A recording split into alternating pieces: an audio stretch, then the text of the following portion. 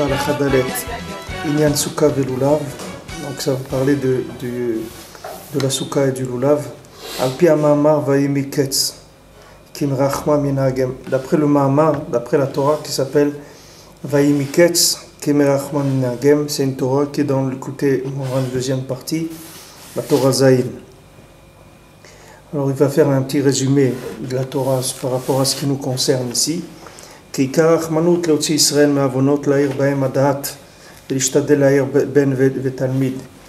Maintenant le cas de la Rachmanout, c'est quand on dit avoir pitié de quelqu'un, être miséricordieux, c'est quoi? C'est faire sortir le Ham Israël des Averot et éclairer en eux le Da'at, c'est-à-dire leur donner la conscience, la prise de conscience de l'existence d'Hachem.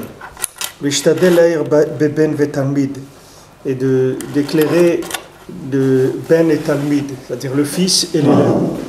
Alors le fils et l'élève, c'est deux approches qui sont différentes. C'est tout le monde a ces deux approches-là. Le fils, c'est celui qui se sent prêt, donc, et qui est très proche. Donc lui, ce qu'il faut faire, c'est lui montrer qu'il ne s'est pas encore du tout rapproché, que le Maasé, il n'a pas compris encore grand-chose. Et l'élève, c'est celui qui se sent loin.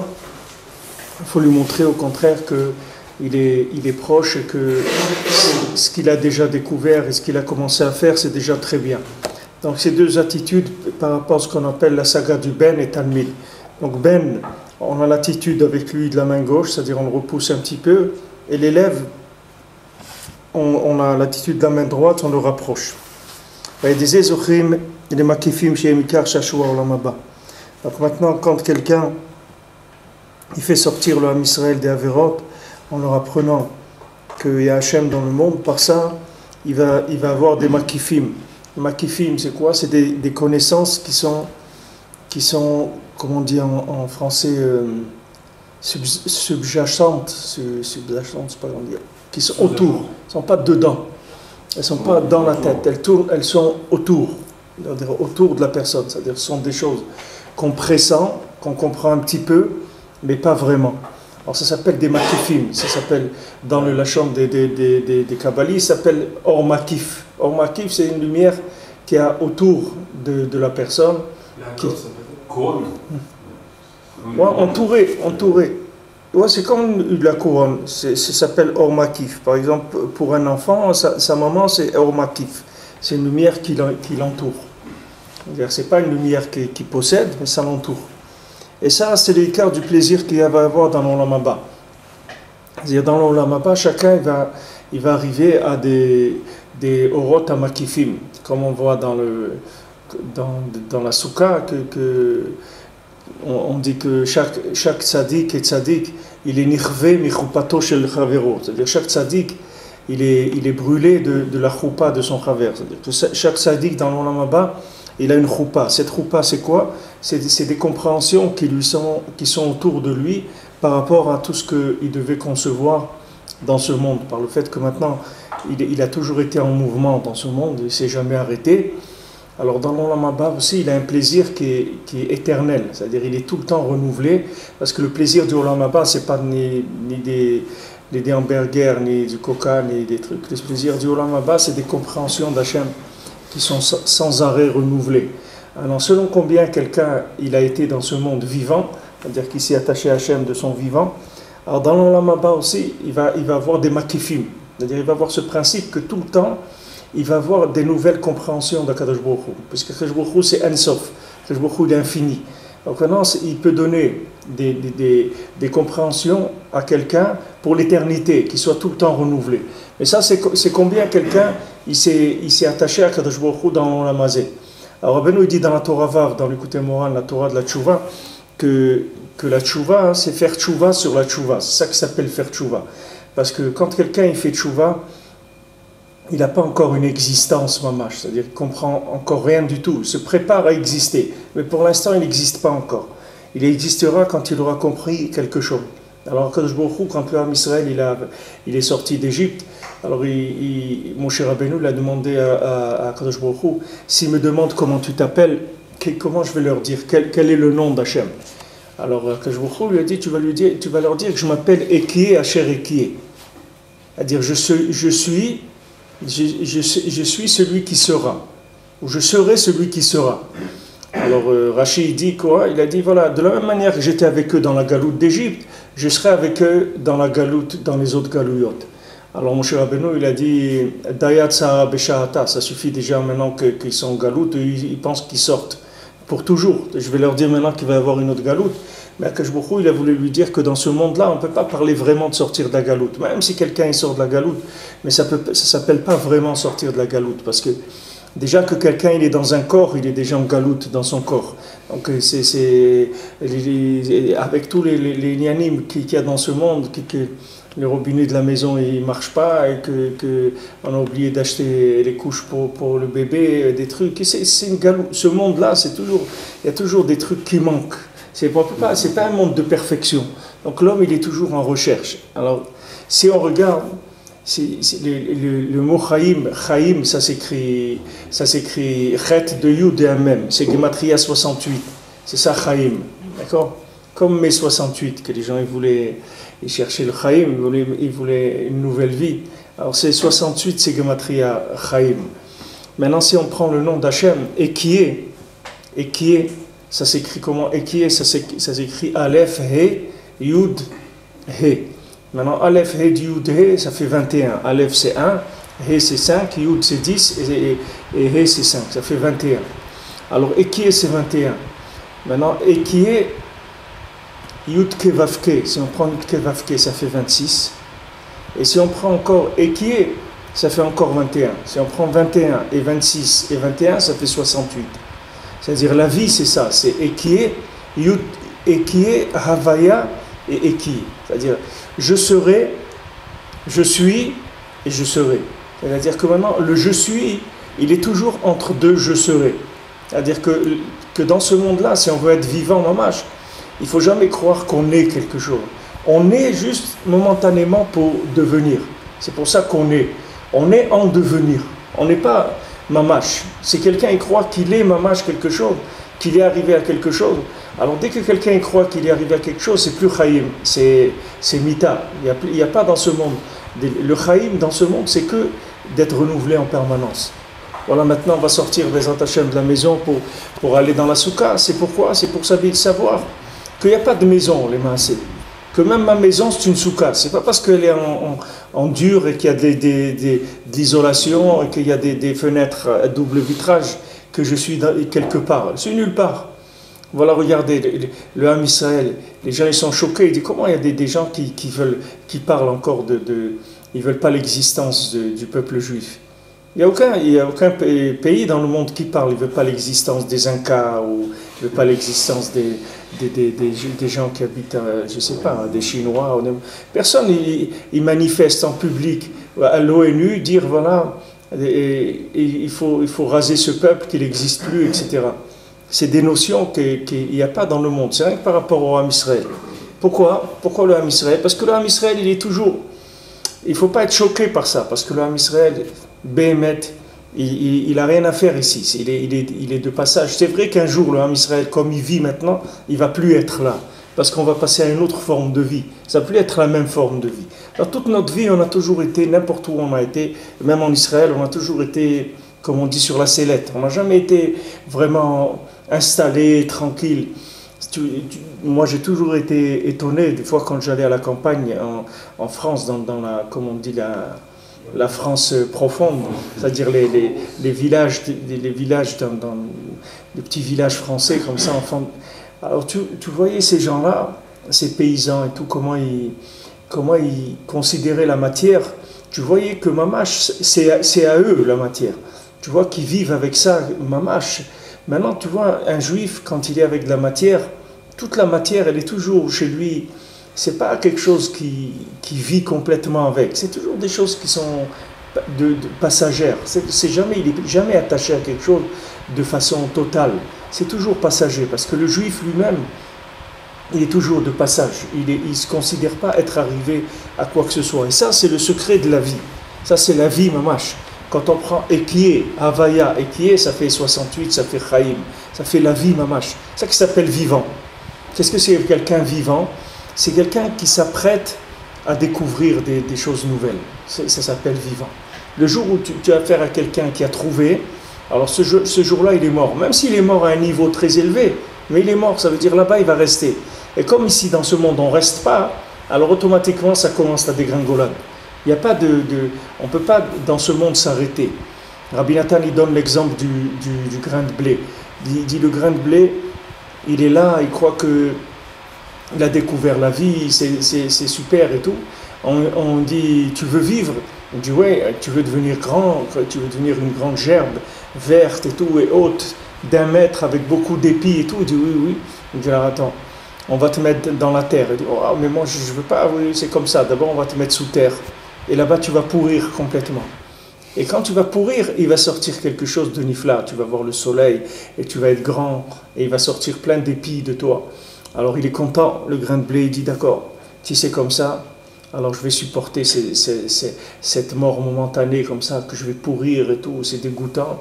Rien, je vais supporter. Après, tac, ça pousse. On voit un petit truc qui sort, il grandit, ça donne une gerbe nifla avec plein d'épis de blé. Alors il dit c'est super et tout, voilà, maintenant on voit le soleil, on respire, on est nombreux, c'est super et tout. Et tac, il y a la moissonneuse batteuse qui vient, tac, elle le ramasse. Il dit quoi? Mais tu m'as dit, il dit non, maintenant tu vas voir, tu vas devenir du pain. Maintenant c'est autre chose complètement. Maintenant là tu étais juste tu étais un amateur, là tu étais dans un petit truc, maintenant tu vas devenir du pain. C'est-à-dire tu vas devenir mamage, du lechem, tu vas devenir du da'at, tu vas devenir quelque chose d'extraordinaire. Alors il dit, bon, de toute façon, est-ce qu'il a le choix? Il n'a pas le choix. Alors il est mitrazek, et après on le transforme en farine, et après on le transforme en pain. Le Ben Adam, c'est comme ça. Le Ben Adam, il est ce qu'il est. Mais il faut savoir que tout ce qu'il est, un Ben Adam, c'est rien qu'une graine, c'est tout. Ben Adam, il n'est pas un fruit terminé, que voilà, ça y est, on l'a terminé. Le Ben Adam, il n'est pas terminé. Tout ce qu'il est, c'est une graine, c'est tout. Quelqu'un, maintenant, il attendait un but dans sa vie, une parnassa, la aliyah en Eretz Israël, le mariage, un enfant. Tu vois, quand il manque quelque chose à quelqu'un, toute sa vie, elle tourne autour de ce manque-là. Ce trou-là, il lui prend toute la tête, toute la vie, tout. Il n'y a plus rien autour de... Comme les gens disent, ça me pourrit la vie, c'est ce truc-là. Bon. Maintenant, il a attendu un enfant, 1 an, 2 ans, 3 ans. Maintenant, il a l'enfant. Au bout de quelques mois et tout. Alors, tout de suite, après, maintenant, il a une fille. Il faut avoir un garçon. C'est bien, Bezot Hashem. Alors, ça y est, il commence à rentrer dans... Il veut autre chose, c'est-à-dire il commence à vouloir autre chose. Maintenant, spirituellement, c'est la même chose. Quelqu'un est arrivé, il fait Shabbat, ou quelqu'un il mange kasher, bon Hachem, il est Yeshuv Eretz Israël, il va à la synagogue, il met les tefilines et tout, bon Hachem. Mais maintenant, ça, c'est momentané. Il y a autre chose. C'est-à-dire, ça, c'est une graine. C'est pas un fruit qui est terminé. S'il veut vivre, il faut qu'il s'habitue que tout ce qu'il a, il faut qu'il réinvestisse en permanence. C'est comme ça qu'on arrive à la richesse. La richesse, c'est de réinvestir sans arrêt le capital qu'on a. Il n'y a pas de capital acquis. Il n'y a pas de capital acquis. Quand on dit maintenant, chacun il doit chercher son zivoug, alors on dit, mais ça concerne les gens qui ne sont pas mariés. Non, c'est pas que les gens qui sont mariés, ils doivent chercher leur femme encore plus que quelqu'un qui n'en a pas. Parce que quelqu'un qui n'en a pas, c'est pas difficile. C'est maintenant, il n'a pas. Donc il cherche une femme, c'est tout. C'est ça son niam, de chercher une femme. Mais quelqu'un qui a déjà une femme, sa femme, elle est là maintenant. Alors maintenant, qu'est-ce qu'il doit chercher? Il doit découvrir cet être-là qui lui a été envoyé du ciel, qui lui a été parachuté. Qu'est-ce que c'est cet être-là, cet individu-là? C'est qui? Maintenant, tu vas découvrir des choses sans arrêt. C'est-à-dire, c'est un être qui est en mouvement sans arrêt, en évolution. Et ça s'appelle la vie. Du moment où ça s'arrête, c'est terminé. Le jour où tu crois que tu as compris quelque chose, c'est terminé. C'est ce qu'il a dit à Kajboukhoua dans Marichon. Le jour où tu crois que tu as compris, ce jour-là, tu vas mourir. Parce que la compréhension, c'est la mort. Alors maintenant, même si on a des compréhensions, mais ces compréhensions, elles sont toujours entre deux incompréhensions. C'est-à-dire qu'elles proviennent d'une recherche qu'il y a eu. Parce que si quelqu'un il a compris quelque chose, et ça ne vient pas d'une recherche, il n'a rien compris, Béhémet. Quand la Mishnah te dit, si quelqu'un te dit qu'il a trouvé et il n'a pas cherché, ne le crois pas. Il dit, mais voilà, il a trouvé. Quelqu'un il a dit, voilà, cherchez une montre. Voilà, tu vois qu'il a trouvé la montre. Ça veut dire, ne le crois pas. La Mishnah te dit, Matzata, quelqu'un il a trouvé. Velo Yagata, il n'a pas cherché. Al-Ta'amin, ne crois pas qu'il a trouvé. Pourquoi? Parce que Bémet, il n'a rien trouvé. Tu vois, cette montre-là, le même temps qu'elle est devant lui, elle va disparaître aussi vite qu'elle est venue. Pourquoi? Parce qu'elle n'a pas de valeur. Parce qu'il n'a pas cherché. Quelqu'un qui n'a pas cherché, ça ne l'intéresse pas. Voilà, nous, on n'a pas cherché la Torah. Hachem, il nous a donné la Torah au Har Sinaï. Jusqu'à aujourd'hui, qu'est-ce qu'on fait tchouva? Sur quoi? On fait tchouva sur notre bêtise, sur le fait qu'on n'apprécie pas la Torah. Voilà, tiens, le Or HaChaim HaKadosh, quand il est venu en Eretz Israël, il est monté à quatre pattes au kever de Rabbi Shimon Bar Yochai. Tu vois, il était en bas de la côte, et il est monté mamash à quatre pattes, en haut du kever de Rabbi Shimon. Qui est-ce qui monte à quatre pattes aujourd'hui? Pourquoi il ne pouvait pas marcher, le Or HaChaim? Parce que lui, il sentait qu'est-ce que c'est Eretz Israël. Il sentait qu'est-ce que ça voulait dire le kever de Rabbi Shimon. Maintenant, quelqu'un d'autre, il va en taxi, il s'arrête devant le kever, il descend, il fait une petite fila, il remonte dans le taxi, il s'en va. Et c'est bien déjà. Mais il n'a pas cherché pour arriver à découvrir le relief qu'il y a dans cette chose-là, la profondeur qu'il y a dans cette chose-là. Alors que maintenant, ce que quelqu'un il vit, c'est rien que ce qu'il a voulu, ce qu'il a cherché. Ce que quelqu'un il n'a pas cherché, il ne le vit pas, il ne l'a pas. Alors la Mishnah, elle te dit, Lo yagata ou matzata al ta'amin. Quelqu'un il te dit, ah tu sais j'ai trouvé, ah c'est super, ça a dû être dur, hein. Dis non, j'ai pas cherché du tout, hein. C'est venu comme ça, j'ai trouvé ça comme ça, j'ai pas cherché. Ah ben, tu vas voir que tu vas pas apprécier la chose, parce que tu l'as pas cherché, Bichlam. Maintenant la Torah elle dépend de la recherche, et quand tu fais tchouva, c'est le résultat d'une recherche, c'est-à-dire tu vas te préparer à exister. Maintenant c'est possible qu'il y ait des gens qui sont dans la Torah, et qui sont nés dans la Torah, et que ça fait 20 ans, 30 ans qu'ils pratiquent la Torah, et ils sont beaucoup plus loin que quelqu'un qui vient de faire tchouva maintenant. Beaucoup plus loin. Pourquoi? Parce qu'ils n'ont pas cherché. Et on les a pris, on les a mis là-dedans. Maintenant, eux, ils n'ont jamais dit qu'ils étaient intéressés par ça. Ils sont nés là-dedans. Ils continuent, c'est tout. Mais se mettre à avoir leur recherche personnelle, ils n'ont pas envie. Comme ils n'ont pas envie, leur judaïsme, à partir d'eux, il commence à baisser après. Après, il ne fait que baisser. Tandis que le Baal Tshuva, lui, il commence. Alors lui, il ne fait qu'avancer. Il y a un exemple qui lui donnait le Besançon, il dit une fois, il y a deux personnes, elles se rencontrent dans l'ascenseur. Alors il dit, ah c'est bien, on est au même niveau. Elle dit, c'est vrai au même niveau, mais toi tu descends et moi je monte. Ça n'a rien à voir. C'est vrai qu'on est les deux au 5e étage, mais toi tu vas au rez-de-chaussée et moi je suis en train de monter vers le 10e ou le 20e étage. C'est vrai qu'à un moment on se croise sur la route, mais on se croise dans des directions opposées. Toi tu cherches ce que tu peux gratter dans ce monde comme chose qui soit permise par la Torah. Je parle de gens qui se renouvellent pas dans la Torah. Et un Baal Tshuva, c'est quelqu'un, il cherche que la Torah, ça n'intéresse pas de chercher à s'installer dans ce monde, de trucs et tout. Qu'est-ce qu'il cherche? Il cherche Hachem sans arrêt. Ça s'appelle la vie. Vivre, c'est ça. Alors, le Olam Haba, il a la vitesse, la vitesse tournante de ce que quelqu'un il a cherché dans ce monde. Si quelqu'un, par exemple, dans ce monde, il se remettait en question le jour de Yom Kippour, tous les ans, le jour de Yom Kippour, il disait quand même, il faut que je fasse quelque chose et tout, c'est pas bien, il faut que j'essaie de faire tchouva et tout. Alors aussi, dans l'Olam Haba, une fois par an, il va avoir un tour de circuit. C'est-à-dire, une fois par an, il va avoir un renouvellement de sa conception d'Hachem. Si quelqu'un il faisait ça tous les jours, alors tous les jours, il va passer dans un autre manège, dans une autre circonférence de compréhension d'Hachem. Et si quelqu'un il faisait ça plusieurs fois par jour, eh bien, plusieurs fois par jour, ça va tourner. C'est-à-dire qu'il va avoir de nouvelles compréhensions d'Hachem, de nouvelles compréhensions. Pour ça, tu peux avoir des gens que dans ce monde-là, ils étaient voisins, dans le quartier, ou et dans l'Olam Haba, ils ne peuvent même pas se voir. Parce que là où ils se trouvent, c'est des milliards d'années-lumière de compréhension divine. C'est-à-dire là où quelqu'un il va arriver au bout tout le temps du Olam Haba, quand on parle en temps, on dit des milliards d'années, c'est pas dans le temps comme on le vit ici. Le temps là-bas, c'est avec la compréhension d'Hachem. Quand on parle là-bas de temps, ça veut dire, c'est comme si tu dis, si tu dis quelqu'un, il est en 6e, ou quelqu'un, il est en 3e. Alors dès qu'on te dit quelqu'un est en 3e ou en 6e, tu peux dire quel âge il a. Pourquoi? Parce que la sixième, on rentre à tel âge. La troisième, à tel âge. La maternelle, à tel âge. C'est par rapport à ce que quelqu'un il apprend qu'on définit l'âge, le temps. Comme ça, on sait le temps. Dans l'Olam Haba, le temps, il se définit par la compréhension. Il n'y a pas de temps. La notion de temps, comme on l'a vu ici, elle n'existe pas. La notion de temps, c'est combien quelqu'un il comprend Hachem dans l'Olam Haba. Alors, quand quelqu'un il a une compréhension qui est sans arrêt renouvelée, alors là-bas, dans ce monde-là, c'est-à-dire il a renouvelé tout ce qu'il savait, tout ce qu'il vivait, il a remis en question. Il a dit non, moi je ne me considère pas comme quelqu'un qui a compris, je me considère comme quelqu'un qui est en chemin. Je suis sur le chemin de la tchouva. Comme Rabbeinu dit dans cette Torah Vav, dans la Torah 6, il dit Ani mazmil le mereve, c'est-à-dire que moi je me prépare à l'existence. Je ne peux pas dire que j'existe vraiment. Je me prépare à exister, c'est-à-dire sur le chemin de la vie. Il dit, mais tu vas bien un jour comprendre quelque chose.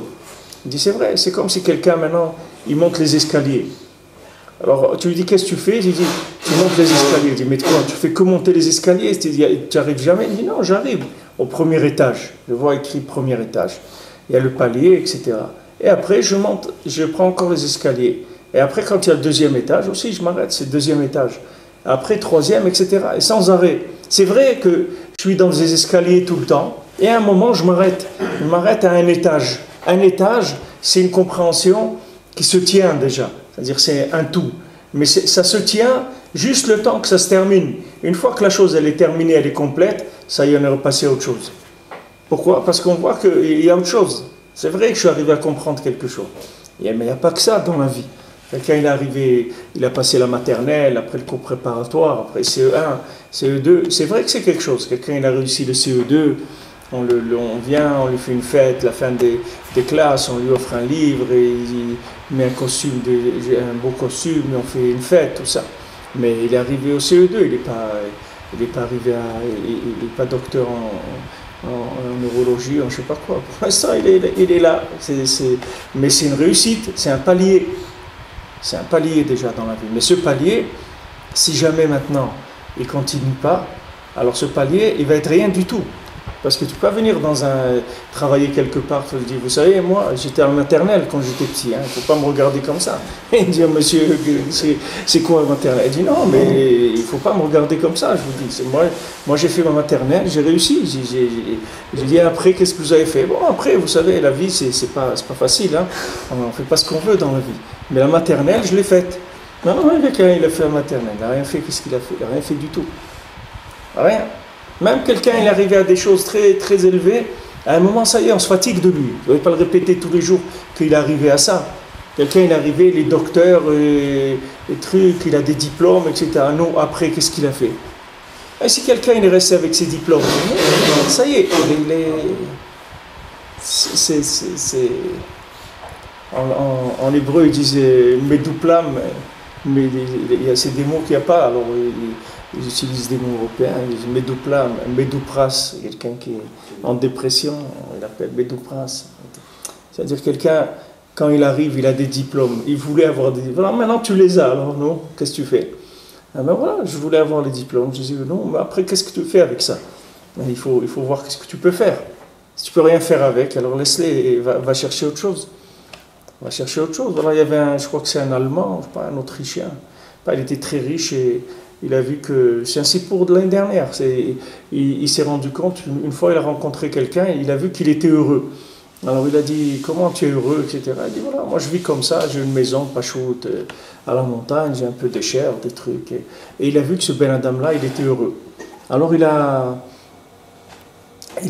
vendu tous ses biens. Je crois qu'il a mis sa maison, il a fait une agrala, il a fait une loterie de sa maison. Il avait une très très belle maison qui coûtait des millions et des millions. Il a fait une loterie à la radio de sa maison. Alors les gens ils ont acheté des billets, des trucs. Il a vendu sa maison. Il a compté combien d'années il pensait vivre, par exemple jusqu'à 100 ans. Et combien il a besoin le SMIC par mois? Il a dit 2000 € il a besoin par mois pendant 100 ans. Il a pris cet argent, il l'a gardé, et tout le reste il a donné, il s'est débarrassé de ça. Et il est allé vivre dans la montagne, dans une petite maison comme ça. Maintenant, lui, les fait à sa gâteau, d'après ce qu'il a compris. C'est un shlav déjà qu'il a compris dans la vie, quelque chose qu'il a compris. Mais ce monsieur-là, maintenant si tu vas le voir un an après, tu vas trouver qu'il n'est pas bien. Pourquoi? Parce que ça y est, ça c'est bien. Le temps que c'est bien. Mais il faut passer à autre chose. Tu ne veux pas rester avec ça. Il y a des gens qui pensent qu'ils ont trouvé une forme de vie. Cette forme de vie, ça y est, il va rester avec tout le temps. Non. Si tu ne te renouvelles pas, tout pourrit dans ce monde. Les plus beaux fruits, les choses les plus extraordinaires, ça pourrit. Tout ce que quelqu'un comprend, à un moment, ça pourrit. Il a besoin d'être attaché tout le temps à la Torah, au tzadikim, à se bouger sans arrêt. Parce que s'il veut vivre, il est obligé de bouger. La vie, c'est un mouvement. La vie, c'est un mouvement. Tu prends le cœur, il bouge. C'est un muscle qui bouge sans arrêt. Il va, il vient, sans arrêt. Il n'y a pas, si Chaz Shalom s'arrête, le cœur, il ne peut pas dire je vais m'arrêter quelques jours, je vais prendre des vacances. Parce que s'il prend des vacances, le bonhomme, il n'est plus là, c'est fini. C'est-à-dire ça ne s'arrête pas, l'aller-retour, Retso Vachov, il n'arrête pas. Alors ça s'appelle le sod des Makifim. C'est ça qu'on va chercher à Sukkot. La fête de Sukkot, elle est basée sur le sod des Makifim. Les Makifim, c'est ce principe-là. C'est-à-dire qu'à un moment, ça rentre dedans. Dès que ça rentre dedans, on passe à une autre connaissance qui va nous entourer. Et encore dedans, encore une autre connaissance.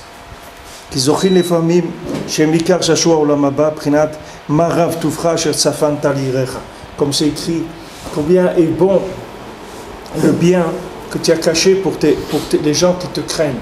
C'est-à-dire tu as caché le bien pour ceux qui te craignent. C'est-à-dire le bien est caché, il y a toujours un bien qui est caché. וצריך שיהיה להצדיק בחינת כל ככל בשמיים בארץ, להאיר בדרי מעלה ובדרי מטה. Alors maintenant, le tzaddik, lui, il doit avoir deux principes. C'est-à-dire, il doit avoir le principe de ce que je vous ai dit, l'étage, c'est-à-dire qu'on arrive à un étage, c'est-à-dire on s'installe quelque part. Et il doit avoir aussi le principe des escaliers. Il doit avoir les deux principes.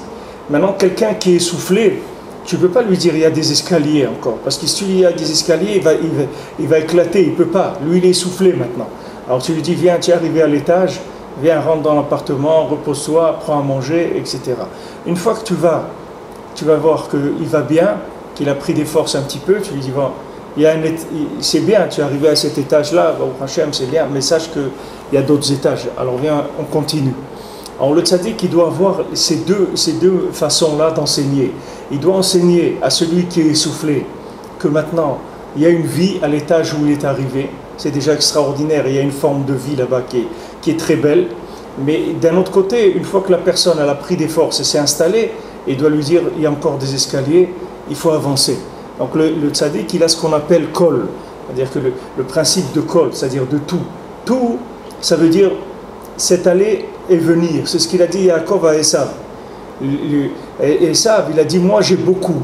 Il a dit à Yaakov. Yaakov, il a dit moi j'ai tout. C'est-à-dire Esav, il a dit moi j'ai beaucoup. Ça veut dire moi je ramasse beaucoup de choses.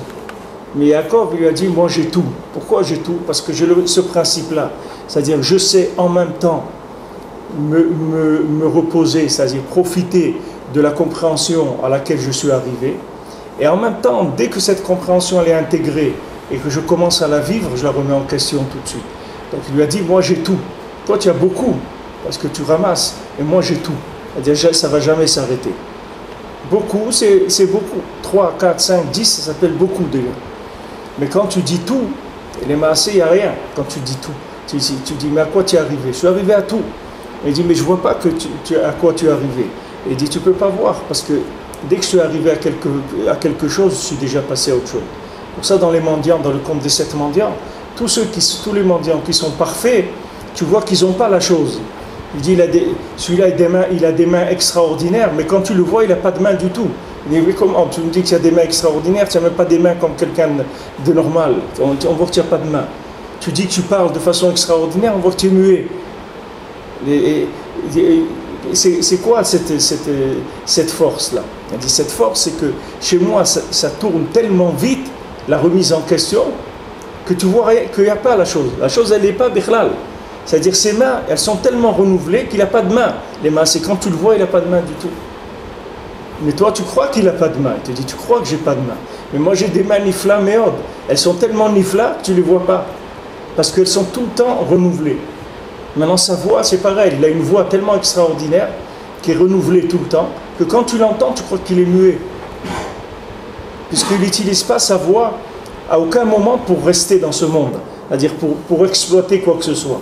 Donc tu le vois tout le temps qu'il est en train de manquer, alors qu'il manque de rien, les masses. Il a tout. Il a tout.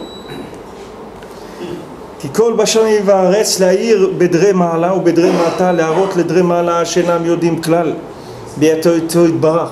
C'est-à-dire le tzaddik qui monte aux gens qui sont arrivés à des hauts niveaux, qu'ils n'ont jamais rien compris dans leur vie. Et prinat aye mekom kevodo, comme on dit aye mekom kevodo, où il est l'endroit d'Hachem.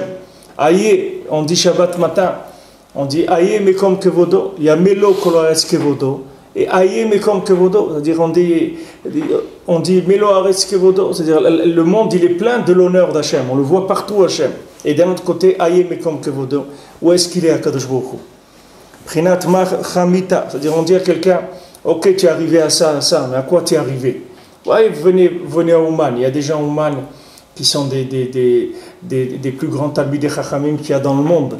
J'ai un ami qui est un rave, et quand il a passé tous ses diplômes et tout de rave, alors il devait voir un rave qui est en Amérique, qui enseigne les lignes de mariage et des divorces, qui est le plus grand spécialiste mondial de ça. Alors il devait aller avec lui pour passer quelques questions avec lui et avoir une approbation de lui, comme quoi il s'y connaît dans ce domaine. Alors il a essayé des mois d'avoir des rendez-vous avec lui, impossible de lui parler au téléphone, rien, impossible de l'avoir. Bon, alors il a laissé tomber momentanément. Maintenant il vient au Mana Rosh Hashanah. À côté de lui et à la choule, c'était ce rave-là qui était assis. Il était assis à côté de lui à la choule, à Rosh Hashanah. Tout le Rosh Hashanah, il a pu lui demander, chaque fois quand il y avait un moment d'arrêt de truc, il lui demandait les questions qu'il lui avait demandées. Alors tu vas au Man, tu vas trouver des gens qui sont les plus grands talmidei chachamim du monde. D'un autre côté, tu vas trouver des gens qui sont sur la ligne du rasoir comme ça. Est-ce qu'ils vont continuer à vivre ou ils vont se suicider? Ils ne savent pas encore. Ils disent, bon, je vais aller au Man. Quand je reviens, je vais voir. Peut-être je continue, peut-être je m'arrête. Je ne sais pas. On verra. On va décider quand je reviens. Pour l'instant, il n'y a pas beaucoup de chance pour d'un côté, d'un autre. Je ne sais pas ce que je vais faire. Alors tu vois des gens qui sont dans le 4C de la vie, c'est-à-dire des gens qui sont vraiment dans le désespoir total, dans le désintéressement total de la vie. Et il y a des gens qui sont les gens les plus installés qu'il y a dans le judaïsme dans le monde. Et ils sont assis dans la même synagogue. Un il est là et l'autre il est là. Et lui il fait le tikkun haklali et l'autre aussi il fait le tikkun haklali. Pour te montrer que le Rav qui les a amenés là, à celui-là et à l'autre, il leur a parlé un langage. C'est sûr qu'il n'a pas parlé le même langage à l'un et à l'autre. Parce que s'il vient voir le Rav, il lui dit c'est pas grave, tu sais, le Icar c'est déjà que tu respires, c'est bien, tu es vivant, c'est bien, regarde, tu as fait déjà une mitzvah dans ta vie. Une fois à la bar mitzvah, tu as mis tes tefilines. Le jour de la bar mitzvah, tu n'as pas brûlé tes tefilines, tu les as mis. Alors regarde, c'est bien, etc. Alors s'il lui dit ça au grand Rav, le Rav il va lui mettre une gifle. Il lui dit, c'est quoi tu me parles? De quoi tu es en train de parler? Alors chacun il a son langage. Ça s'appelle le tzaddik. C'est pour ça que vous voyez des gens tellement différents. Tellement différents parce que tous ces gens-là, ils viennent avec un dialogue qui est différent. Chacun il a eu le langage qu'il fallait pour l'amener là. Alors il dit ça c'est le tzaddik que lui il a ces deux façons-là. Alors les FR, Dremata, alors les gens qui sont les résidents d'en dessous, comme on dit, il y a les résidents d'en haut, des résidences secondaires, et il y a les gens qui sont dans les résidences d'en dessous. Si vous allez en Afrique, quand j'avais été une fois à Johannesburg, j'avais été étonné de voir les riches, ils ont toute la rue où ils habitent, elle est fermée, comme ça, elle est entourée de militaires et des trucs ils sont complètement enfermés dans leur maison. C'est-à-dire, ils ne peuvent pas, parce que là-bas, les gens, ils sont tellement pauvres qu'ils peuvent tuer quelqu'un pour une montre, ils peuvent tuer quelqu'un. Pour $1, ils peuvent tuer quelqu'un. Alors, il y a des gens qui ont des fortunes là-bas et tout, ils ont très très peur. Alors, ils ont des systèmes d'alarme partout, ils sont fermés par énormément de choses. Ça s'appelle les habitants d'en haut. C'est-à-dire, ils ont beaucoup de choses. Et il y a les habitants d'en bas, qu'eux, ils sont dans leurs problèmes. Il y a des gens qui croient qu'ils sont très loin d'Hachem. C'est-à-dire, tout ça, c'est que la personne, elle croit qu'elle est loin. La personne, elle croit qu'elle est loin d'Hachem. Mais ce n'est pas vrai, elle n'est pas loin d'Hachem. Elle est dans une étape pour l'instant. Cette étape-là, elle s'appelle telle étape, c'est tout. C'est-à-dire que maintenant, quelqu'un il est en train de progresser.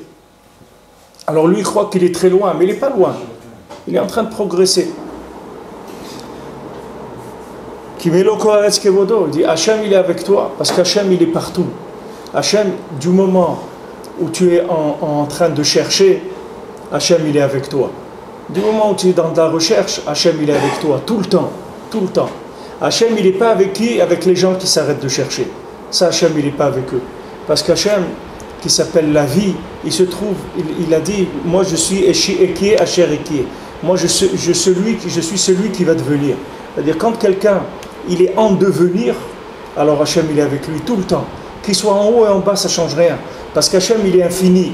Donc devant l'infini, ça ne change rien le niveau de quelqu'un. Devant l'infini, que tu sois au 10e étage, au 1000e étage, c'est la même chose. C'est exactement le même niveau. Ça ne change rien du tout pour Akadosh Baruch Hu. Parce qu'Akadosh Baruch Hu, il est Ensof. Comme Rabbeinu, une fois, il a dit à quelqu'un, quelqu'un qui lui a dit, mais pourquoi vous parlez avec des gens de la rue comme ça, des gens comme ça, qui ne sont pas de niveau, etc. Rabbeinu, il a dit, tu t'es jamais posé la question pourquoi je parle avec vous, parce que lui, c'est un grand Talmid Chacham.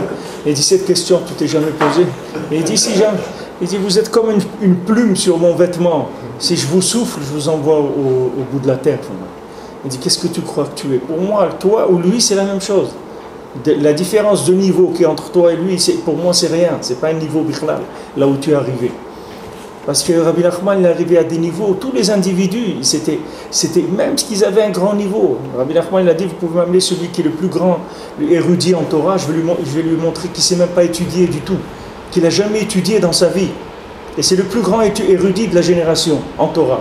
Je vais lui montrer qu'il n'a pas commencé à étudier bichlal. Parce qu'il va lui amener un niveau d'étude qui va lui remettre en question complètement. Tu vois, dans le monde, il y a eu des découvertes dans des approches mathématiques, dans des approches physiques, dans des approches dans plusieurs domaines qui ont complètement révolutionné la façon de comprendre les choses. Les gens ils comprenaient les choses d'une certaine manière. Il est arrivé quelqu'un, il a découvert quelque chose qui a révolutionné toute la compréhension de la chose. C'est-à-dire tout ce qu'ils avaient compris les autres avant, c'était quelque chose avant, mais c'est plus rien du tout. C'est-à-dire on ne l'utilise plus, on ne regarde plus ça, bichlal, c'est rien. C'est rien. C'est bichlal, rien. Comme la roue, au début ils avaient des roues qui étaient carrées, c'était déjà pas mal. Quand ils roulaient, c'était un peu difficile, mais ça faisait à chaque fois comme un escalier, tac, tac. Après ils ont découvert la roue ronde, ils ont arrondi les bords et ça a commencé à rouler. C'est sûr qu'une roue ronde par rapport à une roue carrée, ça n'a rien à voir. Mais la roue carrée, elle a permis à rouler le temps où ils ont roulé avec. Mais après, quand ils ont fait la roue ronde, la roue carrée, bichlal, c'était rien du tout. Maintenant le tzaddik, c'est comme ça. Le tzaddik, tu viens chez lui avec n'importe quoi. Que tu sois la personne la plus découragée de la terre, ou la personne la plus enorgueillie de la terre, de ta réussite, les deux, il va les remettre en question. Les deux, il va les remettre en question. Un, il va lui montrer que ça ne sert à rien de se décourager, c'est dommage pour lui, parce que ça ne sert à rien, que le désespoir, il n'existe pas. C'est-à-dire, Rabbi Nachman, il va te prouver que c'est une bêtise, ça n'existe pas. C'est-à-dire, tu rentres dans une compréhension qui n'existe pas, c'est dommage. C'est dommage, tu perds ton temps. Plus quelqu'un se désespère, et plus il est en train de perdre son temps, parce que ça n'existe pas. Le désespoir, c'est quelque chose qui n'existe pas, il te le dit Rabbi Nachman. Donc ça y est, arrête de rentrer dans quelque chose qui n'existe pas. Lui, il te le dit, c'est pas comme celui qui cherche la princesse disparue et que le grand, il lui dit, tu cherches quelque chose qui n'existe pas. Lui, au contraire, lui, il dit, non, c'est pas vrai, la princesse disparue, elle existe. Toi, tu la connais pas, mais elle existe. Moi, je te garantis qu'elle existe. Alors, à la fin, il la trouve, la princesse disparue. Mais maintenant, quand un tzaddik comme Rabbi Nachman te dit, le désespoir n'existe pas, tu peux lui faire confiance. Maintenant, si tu crois, toi, que la vie, comme elle est, ta vie, alors il y a des fois des quoi se désespérer. Il ne faut pas rentrer parce que c'est du mensonge, ça n'existe pas. C'est un dimion. Alors ça, Rabbi Nachman, il l'a découvert. Ce n'est pas des choses que d'autres tzadikim, ils ont dit avant. Avant, ils n'ont pas dit ça. C'est pour ça que c'est une interdiction de la Torah de suicider. Hachem Ishmor, la Torah, elle interdit ça. Pourquoi elle interdit? Parce qu'il dit que c'est une perte de temps, parce que ça n'existe pas. Ce n'est pas un choix qu'une personne elle peut avoir dans sa vie. Ce n'est pas un des choix qui est possible dans la vie. Parce que tu n'as pas le droit de t'enlever la vie. C'est lui qui t'a octroyé la vie, c'est lui qui va te l'enlever au moment où il décidera. Mais toi, t'enlever la vie, tu n'as pas le droit de faire ça. C'est une bêtise. Parce que tu vas devoir repasser par des choses qui sont beaucoup plus embêtantes. Tu vas revivre et de façon beaucoup plus embêtante que si tu avais continué. Maintenant, si tu sais qu'il y a Hachem dans le monde, et que ta vie c'est Hachem qui l'a voulu, et comme tu es, Hachem il t'aime, comme tu es, aussi horrible que tu as l'air à tes yeux, Hachem il t'aime comme ça. Et que comme tu es toi, ou comme il est le plus grand de la génération, c'est la même chose pour Akadosh Baruch Hu. Parce que tous les deux, devant l'infini, ils ont le même niveau. Donc ne te prends pas la tête, fais ce que tu peux, sois joyeux, et aime Akadosh Baruch Hu. Et sois content de ton chélek. Bon Hachem, tu sors le matin, tu regardes le ciel, merci mon Dieu, tu m'as donné la vie, je vais essayer aujourd'hui de faire quelque chose. Je vais essayer de faire un peu mieux qu'hier. On va essayer, on va voir si tu m'aides, on va essayer. C'est tout, moi je peux rien faire. Je peux rien te dire. Je ne sais pas. Je ne sais pas qu'est-ce que je peux faire. Rabbi Nachman, il te met, comme on dit, il te met tout de suite au parfum. Il te dit faire tchouva. Tu veux faire tchouva, tu ne peux pas faire tchouva. Il dit même sur une avéra que tu as fait une fois dans ta vie, toute ta vie tu ne pourras pas faire tchouva. Mais appuie-toi sur moi, moi je vais faire tchouva pour toi. Moi je vais te faire tchouva pour toi. Viens chez moi, appuie-toi sur moi, t'occupe pas, moi je vais faire tchouva. Toi, occupe-toi d'autre chose. Continue, essaye de faire des bonnes choses à partir de maintenant, et moi je vais m'occuper de tout le passif. Je vais te rembourser ton passif, je vais m'arranger, ne te casse pas la tête. Alors maintenant, quand vous dites à quelqu'un ça, on a des gens qui sont en colère, ils disent quoi? Mais c'est pas vrai. Il y a tous les l'ilchot tchouva, et c'est écrit, on peut faire tchouva. Vas-y, fais tchouva. Dis à quelqu'un, non, vas-y, essaye. Mais il dit, mais moi je fais tchouva et tout. Ah bon, tu as fait tchouva? Tu crois que tu as fait tchouva? Alors ça veut dire que tu ne sais pas ce que ça veut dire faire tchouva. Parce que le jour où tu vas essayer de faire BMF, tu vas voir que tu ne peux pas. Tu vas voir que tu ne peux pas. Tu n'arrives pas. Comme tu es conçu dans la génération où tu vis et tout, tu vas voir que tu ne peux pas. Alors il vaut mieux que tu vas voir c'est quelqu'un. Comment on fait tchouva justement? Ce que dit Rabbi Nachman, il faut faire tchouva, le tchouva. Ben, ça veut dire on remet en question cette tchouva. C'est-à-dire l'approche qu'on avait du tzaddik, elle est différente. C'est-à-dire chaque fois qu'on a été à Ouman l'année dernière, maintenant on a été cette année, tu ne peux pas dire que c'est la même chose que l'année dernière. Tu dis, c'est pas, comment c'était l'année dernière, c'était une chose, cette année c'est autre chose complètement. C'est-à-dire la recherche qu'il y a par rapport au tzaddik, elle change sans arrêt. C'est ça la tchouva sur la tchouva. Ça veut dire que tu cherches à chaque fois à découvrir plus le visage du tzaddik. Ils t'ont pas dit, les gens, voilà, les gens qui étaient à Oman, quand ils les revoient au retour, ils ont changé de tête. Là, tu verras, beaucoup de gens ils te diront ça. Que les gens, quand ils reviennent d'Oman, ils n'ont pas le même visage qu'ils avaient quand ils sont partis. Parce que quand quelqu'un est chez le tzaddik, il reçoit un panim du tzaddik. À son niveau, chacun à son niveau. Mais ce panim-là, ça n'a rien à voir avec le panim qu'il va recevoir la prochaine fois qu'il va venir. À chaque fois qu'il va chercher plus, que pendant l'année, il a essayé de faire les tzod, de faire un peu de bodedou, essayer de chercher le tzaddik dans l'année. Quand il vient, alors il le découvre à un autre niveau. Même s'il n'est pas conscient de ces choses-là, parce qu'il a trop de matière qui l'entoure pour pouvoir prendre conscience vraiment de ces choses-là. Mais il arrivera un moment, s'il continue, il va être conscient, mamash, que chaque année, il va voir qu'il y a une évolution en lui. C'est ça, faire tchouva sur la tchouva. Tchouva sur la tchouva, ça veut dire chercher à se rapprocher en permanence de celui qui peut te faire tchouva. Lui, comment il te fait faire tchouva? Il te donne un nouveau visage. C'est tout ce qu'il fait. Quand il te donne un nouveau visage, c'est ça, faire tchouva. Tchouva, c'est que tu changes. Comme on voit, tu vois, quand on a lu la Haftara à Yom Kippour de Yov, de Ninvé. Alors tu vois, Hachem, il a vu que Ninvé, ils ont changé leur façon de faire. Ils ont changé leur façon de faire. Quand ils ont changé leur façon de faire, alors beaucoup il les a épargnés. Des dizaines de milliers de gens, ils allaient disparaître. Mais comme ils ont changé leur façon de faire, alors ça y est, mais comment ils ont changé leur façon de faire? Par le fait qu'il est venu Yov, et il leur a parlé. Il leur a dit, regardez, voilà ce qui est en train de se passer. Il était ça, et ça, et ça. Et ils ont accepté ce qu'il leur a dit. S'ils auraient pu dire, bon, qu'est-ce qu'on raconte et tout, j'ai vu des vidéos sur YouTube de Ouman, des gens ils dansent là-bas, ils sautent et tout. Qu'est-ce que vous allez faire là-bas? Qu'est-ce que je vais faire? Alors, il ne sait pas. Il ne sait pas ce que c'est. Mais c'est chacun qui est venu. Il sait combien Le tzaddik, il a aidé, combien il lui a changé la tête, combien il a remis sa tête en place. Mais il faut savoir que comment il t'a remis la tête en place maintenant, c'est rien par rapport à ce qu'après il va se passer. C'est ça faire tchouva tout le temps. C'est-à-dire, je reviens tout le temps. Qu'est-ce que ça fait? Qu'est-ce que c'est la tchouva? C'est revenir, tu reviens. Non, c'est ça faire tchouva. Tu reviens, tout le temps tu reviens. Tu reviens. Et à chaque fois, tu passes à un autre niveau. Ça s'appelle faire tchouva. Mais nous-mêmes, on ne peut pas. Qu'est-ce qu'on va faire tchouva? On ne sait même pas de quoi on parle. La Torah qu'on est en train de vivre, on ne sait même pas ce que c'est. Bichlal. Même quand on fait Shabbat, on va prendre l'herba minime et tout, ils font comme ça, là, on regarde, attends, je dois faire là, attends, je fais là, ah non, l'autre il fait là-bas. Alors attends, il faut faire par là, il faut faire par là-bas. On dit non, ça c'est un minag comme ça, du Harizal, ils font comme ça. Celui qui fait minag comme ça, il fait comme ça. Non, là, il a pris le truc, il a fait comme ça, il a rangé dans le sac, il est rentré. Qu'est-ce qu'il a fait? Qu'est-ce qu'il a fait quelque chose?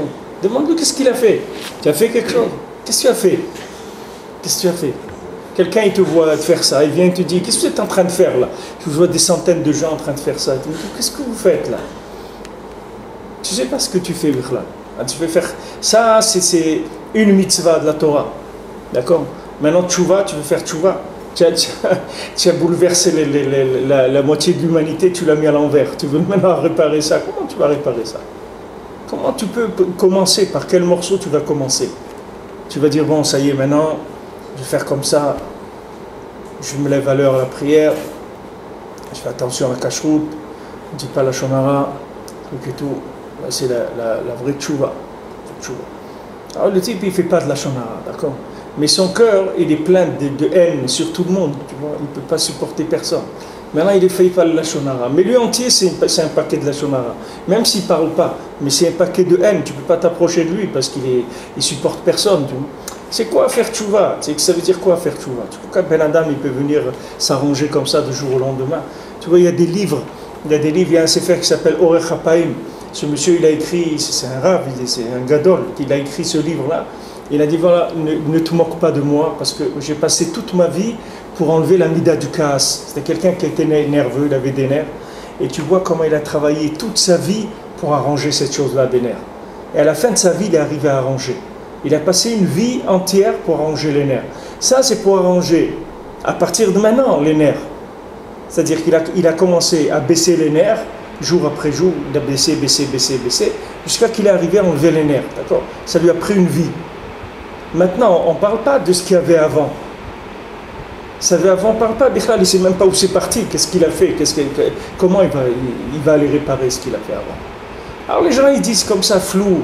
Ah, c'est pas grave, Hachem, il efface les fautes, il voit que tu fais des efforts et tout. Mais c'est pas pachout. Quand quelqu'un il a cassé quelque chose, il faut qu'il arrange. Tu peux pas dire c'est pas grave. Il n'y a pas de c'est pas grave. Tu as cassé quelque chose. Ton copain il t'a prêté un verre, tu lui as cassé le verre. Tu peux pas dire maintenant j'ai invité mon ami au restaurant. Bon, tu l'as invité au restaurant, c'est bien, mais le verre que tu lui as cassé, il faut que tu lui rembourses. Comment quelqu'un, ça c'est une mida. Et quelqu'un, il a travaillé béhémet, tu vois, comment il s'est battu toute sa vie, d'une façon féroce, tu vois, pour lutter contre les nerfs. Il s'est mis des amendes, des montants, chaque fois qu'il s'énervait, il écrivait des trucs qu'il avait dans sa main, des psukim, des trucs. Mais incroyable comment il a lutté, cet homme-là, pour enlever, au bout de dizaines d'années, il a enlevé les nerfs. Mais ça, c'est une mida. Une mida. Et Rabbeinu, il te dit, dans Sefer Hamidot, il dit que les midot, elles sont toutes liées les unes avec les autres.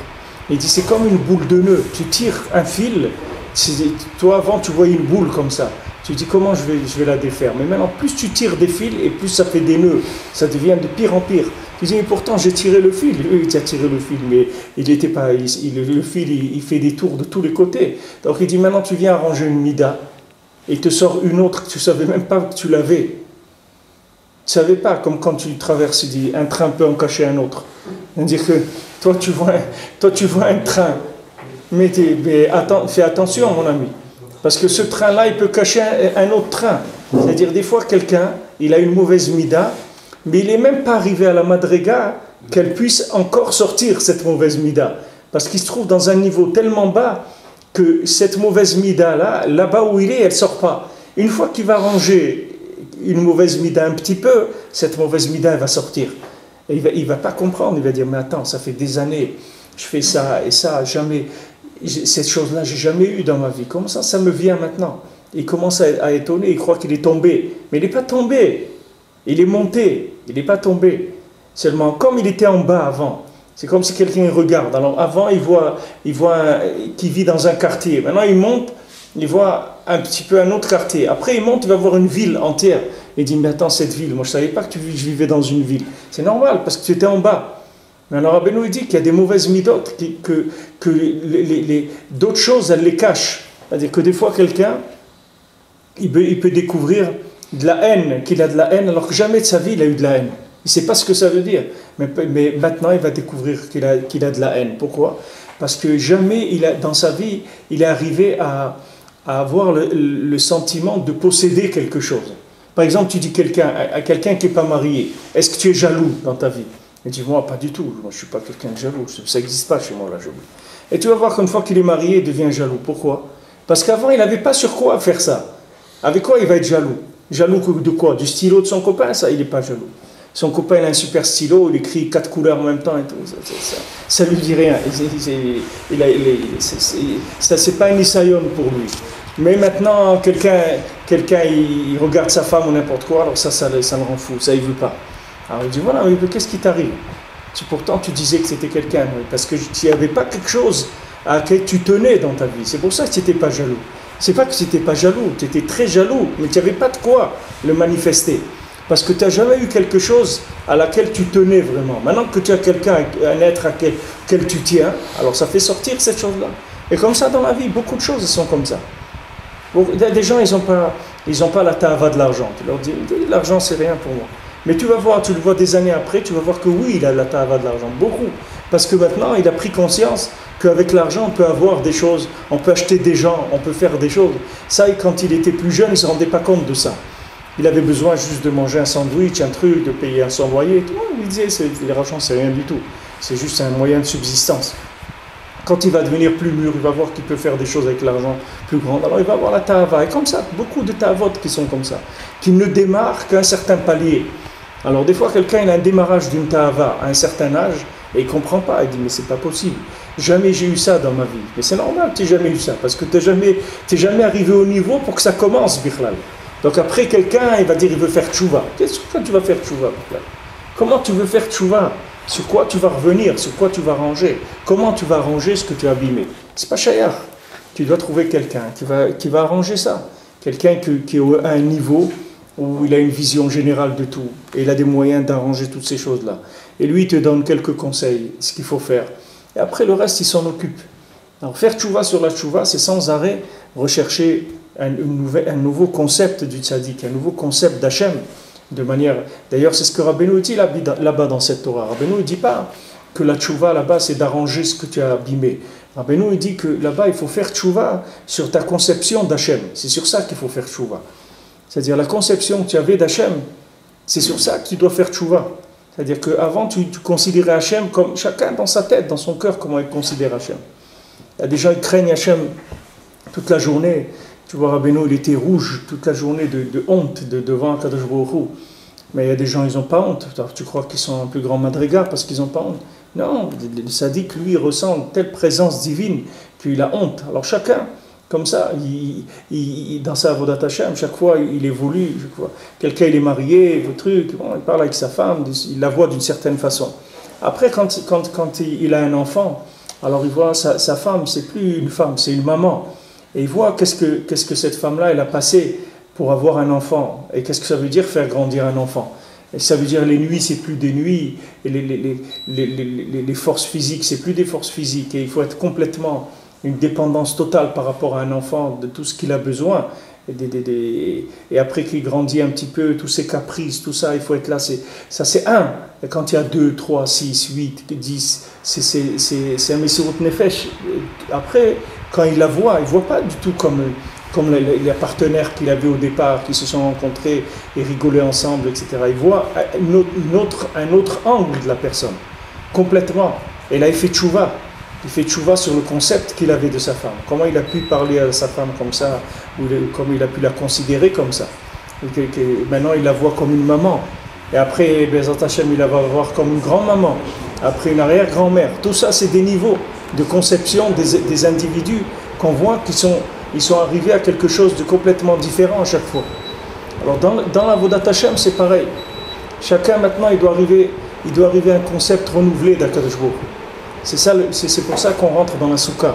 On rentre dans la soukha parce qu'on veut sortir de notre maison momentanément. Pourquoi on sort de notre maison?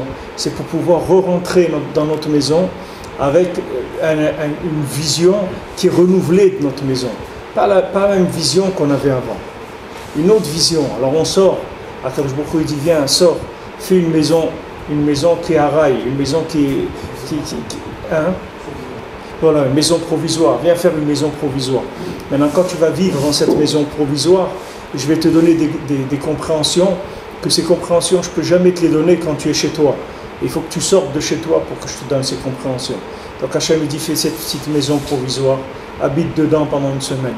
Et je vais te donner des compréhensions, que ces compréhensions vont renouveler complètement ta vision de ta vie, la vision de ta maison, la vision de ta femme, la vision de ton travail, la vision de tout. Tout va changer. Tu ne vas plus être au même niveau. Maintenant, les gens, ils ont des habitudes, alors ils retournent plus ou moins dans leur... Mais si quelqu'un, après Sukkot, Be'emet, il attrape bien, ça, c'est ce qu'on fait quand on fait Hoshana Rabbah, c'est ça qu'on fait. C'est-à-dire qu'on dit que Hoshana Rabbah, c'est ce qu'on demande à Kadosh Baruch Hu. Hoshana, c'est les dernières prières qu'on fait à Sukkot. C'est-à-dire que Be'emet, on demande à Hachem de nous délivrer de la petitesse d'esprit qu'on a, c'est-à-dire des concepts petits qu'on a. Et après, on rentre dans Shmini Atzeret, qui s'appelle Simchat Torah, en même temps Shmini Atzeret, en Eretz Israël. Qu'est-ce que c'est Shmini Atzeret? Atzeret, le mot Atzeret, ça veut dire la Hatzor, ça veut dire retenir. C'est-à-dire que c'est écrit dans le Sod que c'est le principe depuis Rosh Chodesh Elul jusqu'à Shmini Atzeret, c'est tout le principe comme la conception d'un bébé. Maintenant, Shmini Atzeret, c'est là où on va garder le fœtus pour qu'après il va grandir dans l'année. C'est-à-dire ce fœtus, il a été conçu depuis Rosh Chodesh Elul jusqu'à Simchat Torah, jusqu'à Shmini Atzeret, c'est-à-dire jusqu'à Hoshana Rabbah. Après, quand on rentre dans Shmini Atzeret, on demande à Kadosh Baruch Hu de nous garder ça. C'est pour ça que c'est écrit dans les Sfarim que Shmini Atzeret, c'est pas un chag comme Sukkot. C'est-à-dire Shmini Atzeret, tu le fais chez Echianu. Pourtant, pendant tout Sukkot, tu ne fais rien qu'au début chez Echianu, le premier jour, c'est tout. C'est pour ceux qui font le deuxième jour. Mais chez Echianu, tu fais au début de Sukkot. Après tout Chol HaMoed et tout, tu ne fais plus chez Echianu. Pourquoi Shmini Atzeret, tu fais chez Echianu? Parce que Shmini Atzeret, c'est une autre fête. Elle est collée sur Sukkot. Mais ça n'a rien à voir avec Sukkot. C'est un autre rag. Tu n'es plus dans la Soukha, ni rien, c'est une autre fête. Et cette autre fête, c'est quoi? C'est de garder tout ce qui a été apprévisionné, accumulé depuis Rosh Chodesh Elul jusqu'à Simchat Torah, jusqu'à maintenant Hoshana Rabbah. Tout ça, on veut le garder. Pour ça qu'Akadosh Baruch Hu s'écrit dans le Midrash, Akadosh Baruch Hu dit, vous étiez avec moi depuis Rosh Chodesh Elul, vous avez eu un peu des pensées de repentir, de tchouva, vous voulez vous rapprocher, Anil et Dodiv et Dodili, des fois vous êtes levé au slichot, vous avez pensé vous lever au slichot, vous avez mis le réveil, vous avez acheté le livre des slichot, quelque chose, machéou, quelqu'un il a fait machéou pour se réveiller. Alors, et ça c'était pendant Rosh Chodesh Elul, après il a été Oman, à Rosh Hashanah, il a été dit Mitrazek, après il a fait Aseret Yemei Tchouva, Yom Kippour, Sukkot, tout ça. Akadosh Baruch Hu il dit, Kacheli Pridatrem, Akadosh Baruch Hu dit, c'est dur pour moi de me séparer de vous maintenant. C'est-à-dire on était ensemble, c'est-à-dire vous aviez un souffle un peu plus élevé que d'habitude, que vous avez toujours la tête dans la matière, et là vous êtes sortis, vous avez essayé un petit peu de vous élever, et ça c'était un plaisir pour moi. Maintenant c'est dur de se séparer, alors je vais faire une fête comme on dit, Soudat Brida, c'est-à-dire je vais faire un repas de revoir. Hein? Un repas de revoir. Mais Be'emet, ce n'est pas un repas de revoir. Quand vous faites un repas, si vous faisiez un repas de revoir, Be'emet, c'est pas un repas. Pourquoi vous faites un repas pour dire au revoir à quelqu'un? Par exemple, quelqu'un il monte en Eretz Israël, vous allez à la synagogue, là-bas à Garges ou à Sarcelles, des trucs, on fait un repas pour dire au revoir à la famille Borbot, ça y est, ils montent en Israël. Mais c'est pas pour leur dire au revoir, parce qu'ils partent, c'est pour rester avec eux qu'on fait ce repas. C'est pour rester des amis, pour renforcer nos rapports pour très longtemps. C'est pour ça qu'on fait ce repas-là, pour montrer qu'on l'aime, qu'on les aime et qu'on leur souhaite une bracha, qu'ils réussissent et qu'on fasse partie de cette... qu'on aille avec eux, qu'on les accompagne dans cette réussite-là qu'ils ont maintenant. C'est pas un repas. Si c'était pour se séparer, pourquoi on va faire un repas? Au contraire, il ne faut pas les voir, ça y est, ils s'en vont. C'est bon, on pense déjà qu'on va lui prendre sa place à la choule, ou son sidour, ou il va plus nous embêter. S'il ne sait pas bien chanter les chadodi, ça y est, on s'est débarrassé de quelqu'un qui nous saoulait ou n'importe quoi. Non, pourquoi on fait ce repas? C'est pour montrer qu'on l'aime. C'est pour qu'il reste avec nous, Béhémet.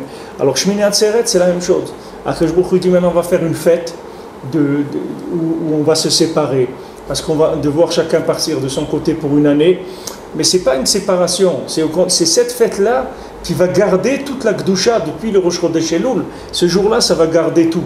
Comme le fœtus, au bout de 40 jours, qu'il est dans la maman, alors à ce moment-là, il commence à être soit un garçon, soit une fille, ça y est, il a commencé déjà à prendre sa forme. C'est la même chose, c'est le même principe. C'est-à-dire qu'il y a une évolution, jusqu'à qu'on arrive au Shana Rabbah, et après, avec Shmini Atzeret, on va fixer ça. Donc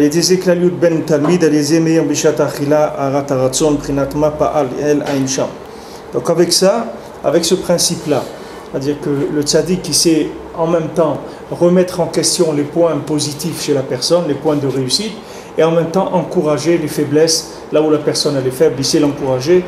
Avec ça, on arrive à Achilat, au moment du repas, on arrive à ce qu'on appelle Aharat Haratzon, c'est-à-dire un désir très très fort de se rapprocher d'Hachem. Parce que le moment de la achila, le moment de la nourriture, c'est quand on va se nourrir, c'est le yichud entre ces deux choses-là. C'est-à-dire, le moment de la nourriture, c'est le yichud, c'est l'union entre la neshama et le corps. Donc c'est pour ça qu'on mange. On unit la neshama avec le corps quand on mange. Parce comme je vous ai dit plusieurs fois, que Rabbeinu dit dans le Côté Moral, la neshama, elle n'a pas besoin de manger. Et le corps tout seul, il n'a pas besoin de manger. Quand le corps il est dans la tombe, il n'a plus besoin de manger. Et la neshama toute seule, elle en haut, elle n'a pas besoin de manger. Quand est-ce qu'ils ont besoin de manger? C'est qu'ils sont ensemble tous les deux. Donc ça les maintient ensemble. La nourriture, ça maintient l'âme dans le corps. Quelqu'un il ne mange pas, son âme et son corps ils se séparent. Donc, le maintien de l'âme et du corps ensemble, ça se fait par la nourriture. Donc le repas, c'est un moment de yichud. C'est un moment où il y a un yichud, c'est-à-dire une union qui se fait. Cette union, c'est l'union entre la matière et le spirituel, qui se fait au moment où on va manger. Alors maintenant, dans la spiritualité, quelle est l'union entre la nourriture et l'âme? Alors la nourriture entre le corps et l'âme, le corps, c'est ce que tu as déjà compris dans la Torah. Ce que tu as déjà compris, ce que tu as assimilé, ce que tu fais déjà dans la Torah, ça s'appelle le corps. C'est des choses qui sont déjà acquises. Ça, c'est le corps. Comme ton corps, il est là. Tu n'as pas besoin de faire des efforts de compréhension pour que ton corps il reste là. Ton corps, il est là. Maintenant, l'âme, elle dépend de combien tu vas chercher pour la faire vivre. Alors maintenant, au moment de la nourriture, il y a une union entre ces deux principes. Il y a l'union entre le principe de l'acquis et le principe de la recherche. Ça se fait au moment du repas. C'est pour ça que le moment de repas, si quelqu'un il a le srout, au moment du repas, il peut se déclencher en lui un désir de se rapprocher d'Hachem qui est extraordinaire. Il peut même arriver à pleurer au moment où il mange. Et il ne sait même pas pourquoi. Parce que c'est un moment d'union tellement forte entre le corps et l'âme que ça déclenche une émotion très très forte dans la personne. Alors ça c'est le Sha'at Achila. La Achila, c'est quelque chose qui est d'un très grand niveau. Pour ça, tous les nyanim qui sont autour des brachot, de la kashrut, tout ça, puisque quelqu'un il fait attention à ça, et plus il arrive à élever sa nourriture, donner la tzedaka aussi avant de manger, avoir une petite coupa à côté de la cuisine où on met une petite pièce à tzedaka avant de manger, parce que tout ça, ça fait monter le niveau de la nourriture. Sinon, quelqu'un il va manger comme un animal, c'est sûr qu'il ne va pas avoir cette chose-là. Mais si quelqu'un il se nourrit à un certain niveau, c'est-à-dire à un niveau où il recherche dans sa nourriture cette union entre l'âme et le corps, ça peut déclencher Aharat Haratzon, ce qu'on appelle Aharat Haratzon, qui est quelque chose de très très élevé. Comme dans Shabbat, à Souda Shlishit, ça s'appelle Ra'avad Ahavin, c'est-à-dire Ratzon Sheberetzonot. Et Souda Shlishit, c'est d'un côté, c'est le moment le plus haut spirituellement du Shabbat, et d'un autre côté, c'est là où le corps il est le plus fatigué de manger. C'est-à-dire que c'est le repas qui est le plus, les Shem Shamaim qu'on fait le Shabbat, c'est Souda Shlishit. Il y a beaucoup de gens, ils n'arrivent pas à faire Souda Shlishit parce que Bon, c'est écrit dans Shulchan Aruch que Chacham Einav Berosho, c'est quelqu'un il est un petit peu intelligent, qui réfléchisse, qui voit que quand il est en train de manger Shabbat matin, il ne mange pas trop pour laisser de la place pour Souda Shlishit. Mais Souda Shlishit, c'est là où le manger du côté animal, c'est-à-dire mamash, rentrer du manger dans le corps, ça il est le plus petit de tout le Shabbat. Et c'est là où la Neshama est le plus grand, parce que c'est là où on est resté le plus longtemps dans le Shabbat. Donc c'est là où on a la plus grande élévation. Et il y a des gens qui sont attachés à la matière, et vous allez voir que c'est des fois, c'est les gens, ils ont le plus de nerfs, c'est dans le Souda Shlishit, parce qu'ils n'en peuvent plus. Il y a des gens, la Kedusha du Shabbat, des fois c'est trop pour eux. Ou bien les gens, ils attendent de pouvoir fumer, ou de pouvoir regarder leur mail, ou je ne sais pas, n'importe quoi. Alors ils commencent à être un petit peu tendus. Mais quelqu'un qui rentre dans Shabbat, Behemet, c'est le moment de l'extase, parce que c'est le moment où on a réduit le plus possible le corps, et on a monté l'âme au maximum. Alors ça s'appelle Rahava de Rahavin, Ratson chez Deveretsono, et c'est là où sont morts beaucoup de tzadikim, Moshe Rabbeinu, David HaMelech, le Baal